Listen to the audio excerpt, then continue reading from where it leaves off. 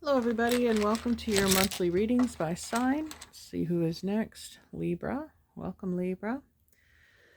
Don't forget to check out your moon and rising sign for a more complete view of the month. So let's take a look at what's going on astrologically. Alright, so April 6th at 12:35 a.m. Eastern Time, we have the full pink moon. That's happening at 16 degrees Libra in the tropical system, or 22 degrees Virgo in sidereal. And then we have the new flower moon. That's a new moon solar eclipse happening on April 20th at 12:12 a.m. Eastern Time. And that'll be happening at 6 degrees Aries in sidereal astrology, or 29 degrees Aries in the tropical system, almost 0 degrees Taurus. So that Taurus season will begin then on April 20th to May 20th in the tropical system. So both you and Taurus are ruled by Venus. So let's see what we have in store for you. We have underneath the deck the Knight of Wands, Sagittarius, Aries, or Leo fire sign, compatible with you, with the air, masculine energy. So maybe a breakthrough, passion coming forth, okay, or passionate disagreement with the Five of Swords there. All right, let's see where this is going. I did mention Venus at the beginning of your reading, but Five of Swords is represented by the astrological placement of Venus in Aquarius. So a cold kind of calculating air sign meets the love sign. Things don't always go well. And we have the King of Pentacles, Virgo, Taurus, and Capricorn. Earth there, followed by the Nine of Cups, the wish fulfillment, satisfaction. And then we have the Ace of Swords, air sign again, communication. This could be you as well, speaking your truth. And the Fool. Okay, so the Fool next to the Ace of Swords, two new beginnings. Some of you, not all of you, could be going through a nasty divorce. You could be coming out on the other side victorious, receiving a lot of money, getting what you want. Your terms are met, feeling like justice is served, or that you got the upper hand in a situation. If there was some sort of disagreement recently, you're still coming out the victor here as the King of Pentacles. It doesn't have to be a divorce, but there's something you're better off with coming into the month of April. It's like you got what you needed and you're moving on. You're not lingering around waiting for anything else. You got what you came for. So hopefully it's not a love battle, but sometimes, we're better off having left that situation because something better is obviously waiting for us. Okay, let's take a look at our astrology cards. That might help us get a better look at the month of April for Libra.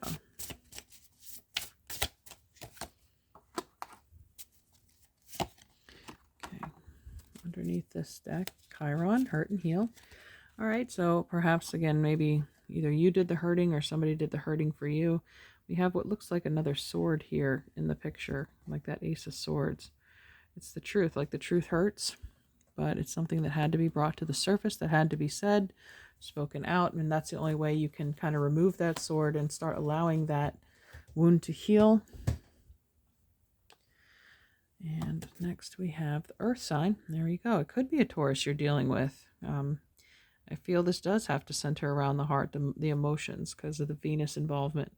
But Virgo, Taurus, Capricorn, persistence, patience, and practicality. So again, your patience may have paid out for you here. You might have had to wait a long time for this settlement or to get what it is that you were looking for in the King of Pentacles, the Nine of Cups. There is that physical fulfillment element that you might be receiving. And then we have Yang. Okay, the proactivity, expression, doing, and moving forward. Very much so how we started this reading with the Knight of Wands. Explosive, fiery Yang energy, and you're in there as well as the air and fire signs. Okay, going after what you want, taking it. North Node, destined to have. Yeah, interesting. So yeah, you went for it. That's for sure, Libra. You got what you wanted. So congratulations. Don't know how many bodies you left in your path when you did it, but I'm just kidding. But anyway, sometimes, it comes down to self-preservation. And there's nothing wrong with that. So, all right, we're going to see what the angels and ancestors have for us in this situation. Lady, enjoy growth and reap rewards. Didn't I say what you got, what you wanted? It's also very earth vibe there with the apple tree, of course, and the green colors. So, and underneath the deck, we have the Direction Guardian, choose your path. Well, that aligns very well with the Fool card, too. It's like you took the sword, now you've cut yourself free of your ties, you're ready to go in any new direction. It could be quitting a job, too, you know. Getting some severance pay. Freeing yourself up to take a new direction. But this is almost like the Empress card, which is also ruled by Venus, your ruler. So I don't see you as being defeated at all in this reading. Obviously, it started out that way, but it's just like that's what you had to go through to get to this position. Could be an injury lawsuit for some of you. Something that's already happened in the past. 7 deadly sins, humanity's destructive traits. Interesting. Could be that energy that, again, we started this reading with, the 5 of Swords. Read about that. Okay, so for those of you unfamiliar, we have sloth, gluttony, lust, greed, wrath, envy, and pride. So I guess this could be a caution. I equate this kind of to the Devil card, the major arcana, which did not show up here, but it could be a caution against falling victim to some of these habits or self-destructive habits. So make sure, you know, in preserving this new path, that if you do find yourself in this great amount of physical abundance, security with the 9 of Cups and the King of Coins, that you use it for good and not for self-destructive ends or means, or for vindication against anybody else. But it's, you know, enjoy growth and reap rewards. So it's encouraging growth and not self-destruction. Or maybe that's what you're getting away from if you have been struggling with this battle. It could be internal. It doesn't always have to be with another person, too. Defeating your negative habits or anything that had been maybe getting in the way of prospering yourself. Maybe you're just like, I've had enough. I'm getting rid of this. I'm banishing this behavior, this habit, and we're going to start fresh. We're going to get a new start here. We're going to go to where we really need to be. And you're making a very active effort here, maybe around that April new moon solar eclipse. So it's a new moon amplified. Okay. And perhaps, you know, some of those self-destructive traits could have come from some past wounding. And it's part of the healing process that you're going through. Because, you know, Venus isn't always just about love of others or relationships with others, but with yourself. So there's an act of self-love. You're giving yourself a new start. So we have the Lady here. We're talking about Venus. I'm feeling compelled to draw a goddess card for us.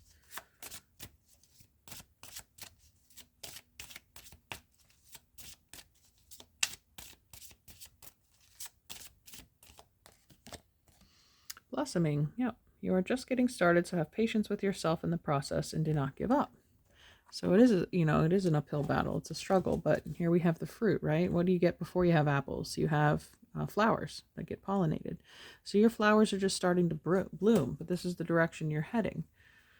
Okay, and then underneath we have Lakshmi, bright future. Stop worrying. Everything is going to be fine. All right, good for you. You're going in the right direction with the North Node here, the fresh start in the Fool, the Ace of Wands.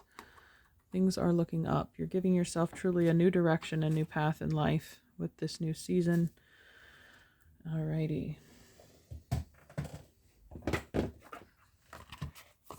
Getting a makeover too with Venus here, the physical beauty. So you could be getting a haircut, changing the color, style, or a new wardrobe.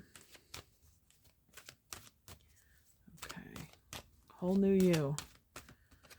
See what your Queen of the Moon card is. Action. All right, wow. So you have Yang, which is moving forward, expression, proactivity, doing. This masculine Yang energy we started this reading with. You're really kind of pushing yourself forward, pushing yourself through the cocoon, taking action. Underneath that deck, we have the Void, the number 1 card, the new moon. So I mentioned the new moon solar eclipse. Everything is darkened. Even the sun is darkened. I just saw some dust fly across my camera. Kind of looked like an orb. But anyway. So the manifestation portal, the reset button you could be giving yourself. Let's take a look at your animal medicine then.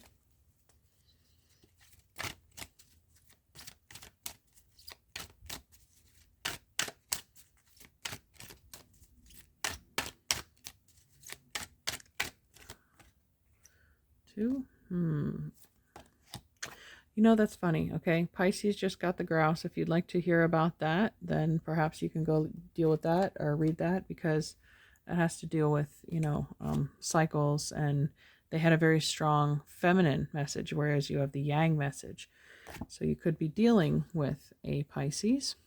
We also have the bat here. I'm going to read about number 42.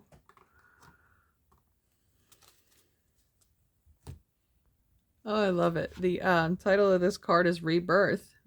Steeped in the mystery of Mesoamerican tribal ritual is the legend of Bat. Akin to the ancient Buddhist belief in reincarnation, in Central America, Bat is the symbol of rebirth. The bat has for centuries been a treasured medicine of the Aztec, Toltec, Tolucan, and Mayan peoples. Bat embraces the idea of shamanistic death. The ritual death of the healer is steeped in secrets and highly involved initiation rites.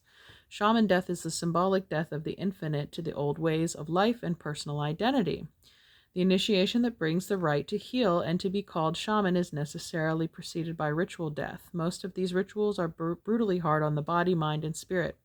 In light of today's standards, it can be very difficult to find a person who can take the abuse and come through it with their balance intact. We have Chiron, the wounded healer, under the deck there, and the Five of Swords that started this reading. So again, you survived the initiation. You survived the trial by fire in the Knight of Wands. The basic idea of ancient initiations was to break down all the former notions of the self that were held by the shaman to be. This could entail brutal tests of physical strength and psychic ability, and having every emotional button pushed hard. Taunting and spitting on the initiate was common, and taught him or her to endure the duress with humility and fortitude. The final initiation step was to be buried in the earth for one day and to be reborn without the former ego in the morning. This ritual is very similar to the Night of Fear practiced by natives of Turtle Island. In this ritual, the shaman-to-be is sent to a certain location to dig his or her grave and spend the night in the womb of Mother Earth totally alone, with the mouth of the grave covered by a blanket. Darkness and the sounds of animals prowling quickly confronts the initiate with his or her fears. As the darkness of the grave has its place in its ritual, so does the Cave of Bat. Hanging upside down is a symbol for learning to transpose your former self into a newborn being. This is also the position that babies assume when they enter the world from the womb of woman. If Bat has appeared in your cards today, it symbolizes the need for a ritualistic death of some way of life that no longer suits your new growth pattern. This can mean a time of letting go of old habits and of assuming the position in life that prepares you for rebirth, or in some cases, initiation. In every case, Bat signals rebirth of some part of yourself or the death of old patterns. If you resist your destiny, it can be long, drawn-out, or painful death. The universe is always asking you to grow and become your future. To do so, you must die the shaman's death. So, again, I'm getting more of a picture now that this is an internal battle against your own 7 deadly sins, things that you've been struggling with, the demons, the fears they talk about here. Okay. So you really are beginning to blossom, undergoing this rebirth process. And what will you have on the other side? You'll be reborn with this glorious energy of fulfillment, spiritual and physical. All right, let's take a look at your archetype card. I think that should wrap it up for us.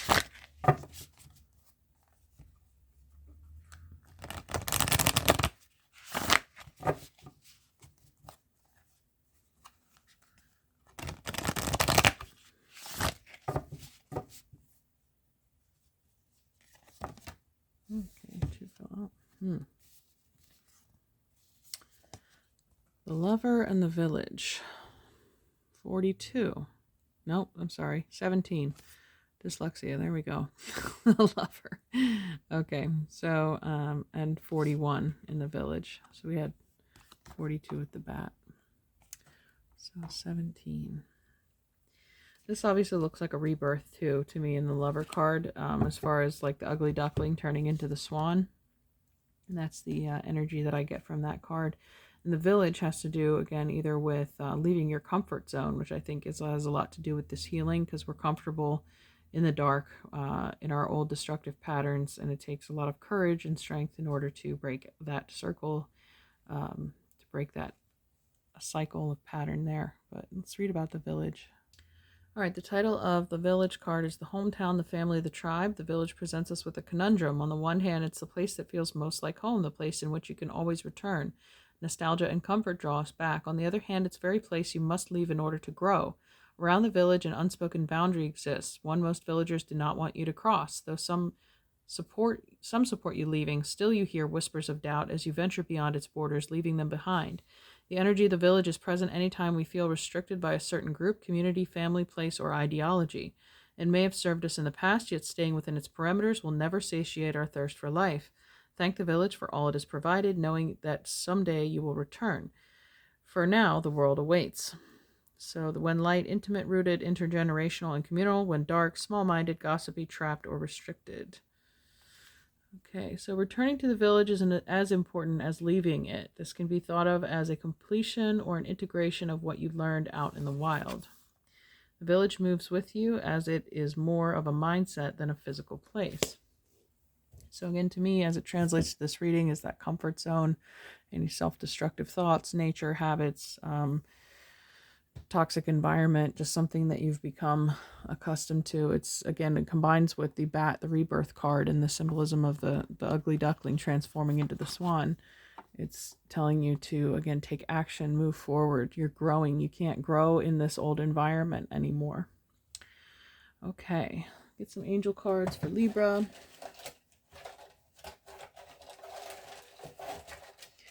Libra for April. All right, what do we have? Intention. Yep, taking focused action. Setting your sights on your goal there. Delight. Okay, yeah. So again, there is a supportive group of people there that are cheering you on.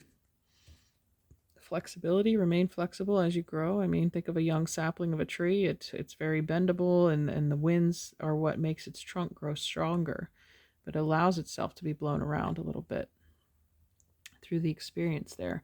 And risk, yeah, that kind of goes with also leaving your comfort zone. It's you're going to battle some waves.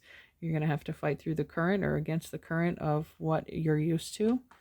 But I think in the end, it's obviously going to be very rewarding. With the Lady card there, enjoy growth and reap rewards. Absolutely. And also the Nine of Cups and the King of Wands, or King of Coins, that began this reading. All right, so there's a lot of beautiful things available for you out there this month, Libra. Take care. I wish you the best, and we'll see you next time. Bye.